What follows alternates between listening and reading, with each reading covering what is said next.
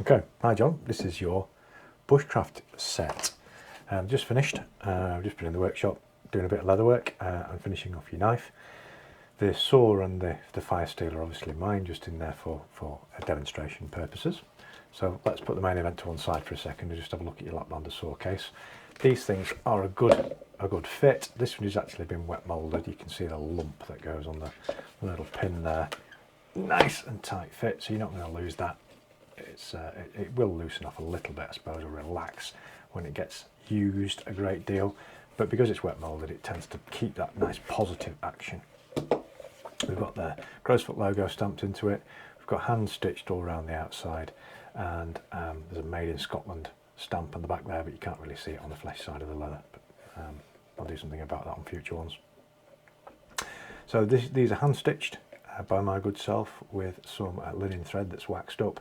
And then when the leather's done, what I generally do is put a preparation on there just to waterproof it or make it water resistant, followed by a bit of beeswax, and it just sort of buffs into a gentle sheen on them.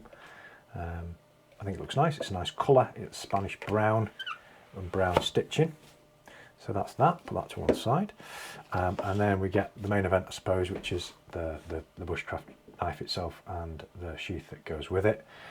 Again, that's my favourite brand, my fire steel, which fits in the old loop on the edge there, which is built into the side of the sheath. It's actually built into the welt that runs along the stitching to protect the stitching from the blade. Again, it's got the logo on the front. It's got a belt loop on the back as well, so you can actually put your belt through there if you want to. The D-link would have to stay in that case because it's not removable, but you can actually take the dangler off if you want to. Two nice big Italian studs,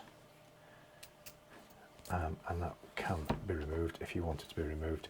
They're a really positive fix in this particular design. It doesn't like going anywhere. You can push those two holes over the undersides of those press studs there, and that's quite firm on its own, but once you get it closed off, nice positive action. That's not going anywhere unless you want to take it off your belt, which is why it's removable. So we've got double layer of hand stitching across there, and a nice smoothed out leather edges. The knife itself, there you go. We've got a bit of 01 tool steel that's in 3mm. The lighting's not very good in here. I'm trying to do this under a desk lamp, which is not ideal. But there you have it. There is a 28-degree Scandi flat bevel, which is sort of bog standard for these things. Nice and sharp, super duper sharp-tastic, all the way along. So I spent a little bit of time just getting that up to sharpness for you, so it won't need anything before you go out into the woods with it for the first time. Shiny-ish. You can still see the marks from the grit. It's up to about about 1500 grit, that, and then it's been stropped on a leather strop with some compound on it. There's the Crowsfoot stamp with your unique serial number 301, and you can see that the surface finish there is a matte surface finish, if you like, with a bit of forced patination on it. It does look a bit darker in the daylight. This forced desk lamp is not ideal for showing you this, really. It will darken off a little bit as time goes by, because it will have that natural tendency to tarnish over time, and it will darken off a bit more than that. The patterner that's on it is currently, it's a forced patterner, if you like. When it comes out of the heat treat, I have to sandblast to scale off it, and then I put a bit of blackening solution on there as well, which sort of forces that patination into the steel. Shouldn't rust if you look after it properly. It's one of those things that, you know, you shouldn't never put these things away wet. 01 steel is prone to rusting if you put it away damp. If I get that wet and stick it back in the sheath wet, stick it in a drawer a week later, it'll have rust all over it and make a mess. So do be fastidious with it. A bit of wax, a bit of oil. If you do leave it in a drawer for any length of time, take it out of that sheath and just wrap it in a dry cloth. I like these microfiber cloths. Actually, I think they're good for most things, for polishing stuff and getting rid of fingerprints. So what have we got? We've got the handle itself has got red liners in there, and then the wood material is an elm burl, as we discussed. We've got a couple of loveless bolts in there that hold the scales on. The inside there, actually, the tang's actually perforated with loads of holes, a series of holes around the perimeter of the handle scale, and that allows resin to go through the holes and into actually holes that are drilled into the undersides of the scales as well. So the whole thing sort of locked together with the resin inside and the mechanical fixing of the loveless bolts as well. And there is a lanyard hole, 6mm lanyard hole in the end if you ever want to put a little toggle on it or something so you don't lose it, or a lanyard for whatever you have lanyards on things for. People like lanyard holes, or they don't. Some people have them, some people don't.